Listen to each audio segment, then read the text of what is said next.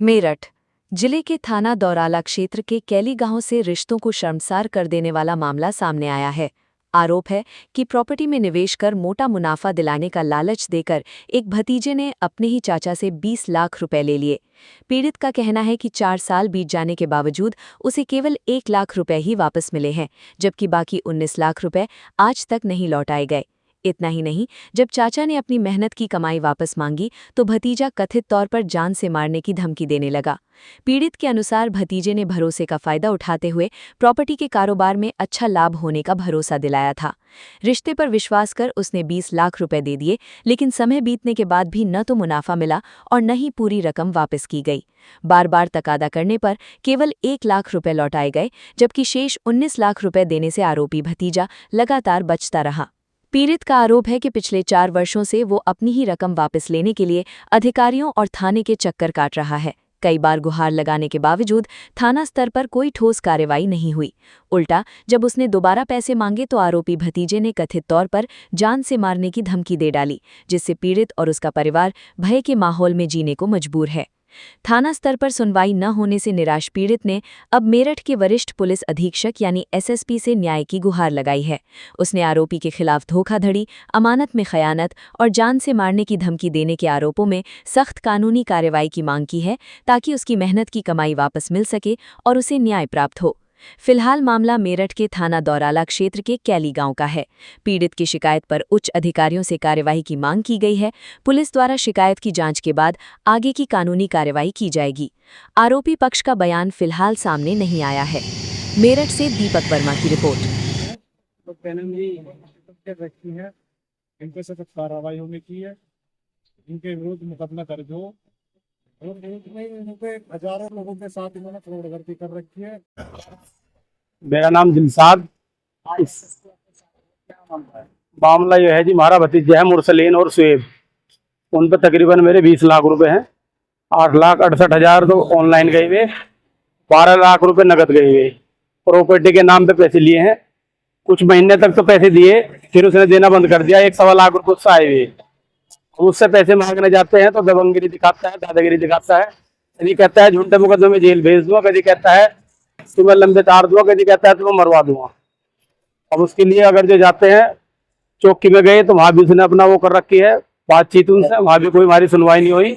अब हम SSP office आके अपना जो एप्लीकेशन दिए हैं, यहाँ प्रशासन से हमारी यो गुहार है कि हमारे जो है समाधान वो करवाया जाए। जो हमारा पैसा है इसका गया हुआ वो हमारा पैसा दिवाया जाए। कप्तान साहब ने जो कहा, मैं कठोर से कठोर वो करूंगा इसमें कार्रवाई, और मैं थाने को बोल दूंगा तुम्हारा समाधान करवाएंगे। क्या धमकी देता है? बस मारने की धमकी देता है जी, दादागिरी दिखाता है। पैसे वाला आदमी है, 4-5-7 करोड़ की प्रॉपर्टी है।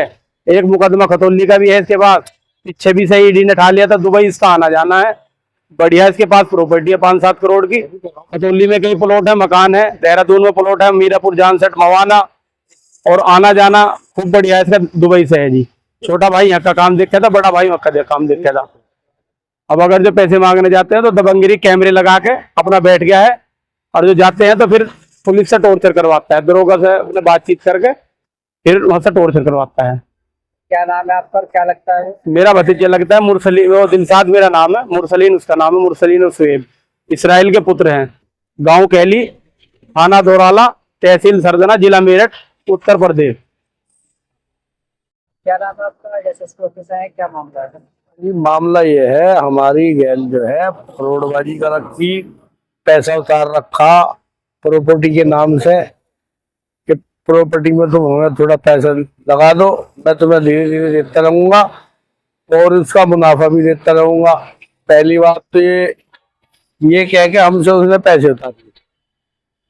8-9 लाख रुपए मेरे पैसे हैं, 9 लाख रुपए थोड़े थोड़े करके उसे मैंने इधर से पैसे इकट्ठे करके उसको पैसे दिए, और 5 लाख का मेरा लोन है, लोन भी उसको दे दिया करके, लोन के पैसे भी।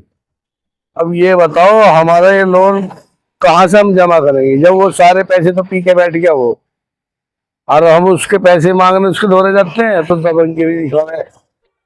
और अपने घर में कैमरे वैमरे लगा दिए, पुलिस वालों को थोड़ा खर्चा पानी दे दिया तो पुलिस भी हम पे ही टॉर्चर ये कर रही है कि क्या नाम उसके घर मत जाना, नहीं तो मैं तुम्हें मुझे उठाने पड़ेंगे, जेल भेजने पड़ेंगे। तो अब हम क्या करें, उसके घर नहीं जा सकते, उसे कुछ कह नहीं सकते, तो उससे पैसा हमारा कहाँ से निकलेगा, कैसे निकले।